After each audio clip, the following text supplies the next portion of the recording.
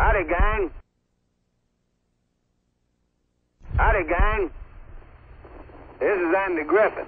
I hope you all enjoyed that good Griffin's barbecue. I sure miss it. We ain't got nothing like that out here in the West, I'll tell you that right now. It's been a long time since my voice has been heard around old GOLDSBORO High School. I don't know whether it's right for a man as dumb as me to speak in such a place of learning or not. I remember my first day of work down there when I was a teacher. I remember I was teaching speech, trying to get them young'uns to talk without a southern accent, if you can believe it or not. Blind leading the blind. It was a practice that was not only stupid and impossible, but it was kind of irritating to all concerned. I remember my very first day, I was trying to teach them to say coffee without saying coffee. I was trying to get them to say coffee or something like that. And I wrote it on the blackboard, and don't you know I misspelled it? That kind of got me off on the wrong foot right there. So I guess it's only proper to have the part of the honor to the best teacher to be a tape from the worst teacher. I'm sorry I can't be there in person. Cliff, I tell you the truth, I remember the many years that I've spent with you both in the Lost Colony and in GOLDSBORO.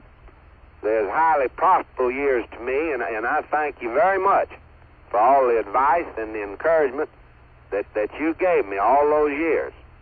And I think that the scholarship fund in your name is the finest thing that I ever heard of. But then again, when you think of it, there ought to be such a thing.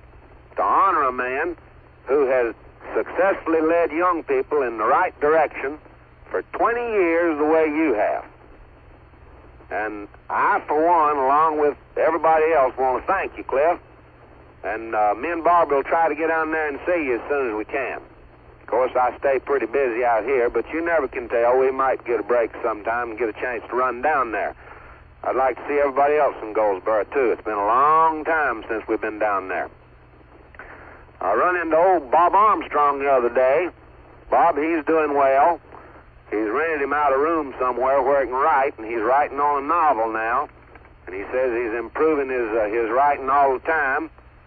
Him and Ann, they got 4 or 5 young'uns. I lose count. Ann stays pretty good size most of the time. I understand you're going to write 2 or 3 books. I want several copies of all of them. Be sure and mention my name in it somewhere if you can. Barbara and my children send their regards to you. They're all well, doing fine, feeling good. We are looking forward to getting south as soon as we can. Now, I'll finish up my part of it here, but one other thing I wanted to say before I did. Cliff, you're still number 1 first in pencil rolling all over the country. You might have to explain that to them, Cliff. But I remember it pretty well. I hope the old porthole's still doing good. Maybe you don't call it that anymore. But I remember the porthole. I remember a lot of things. Room 16, room 21, and all of them. Hope everybody's doing well. I'll see you now, and congratulations.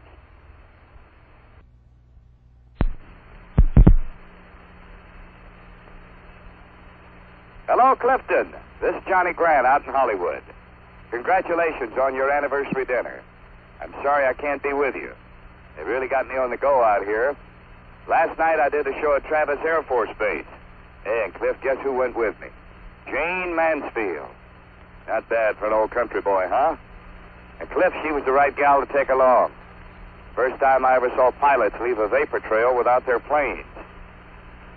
I won't say Jane shook up the crew, but it was the first time I ever had to feather a co-pilot. No kidding, no, Clifton. I mentioned Jane in hopes that your male students will study a little harder and come on out to Hollywood. Hey, these gals are all right out here, Cliff. Hope you're feeling good tonight. I understand you've been a little under the weather. Why don't you come on out here and visit with a couple of my young friends, Dr. Kildare and Ben Casey. I think they can use a little coaching. You know, out here, Cliff, we have so many medical shows. Before you can tune in Channel 4, you have to make an appointment.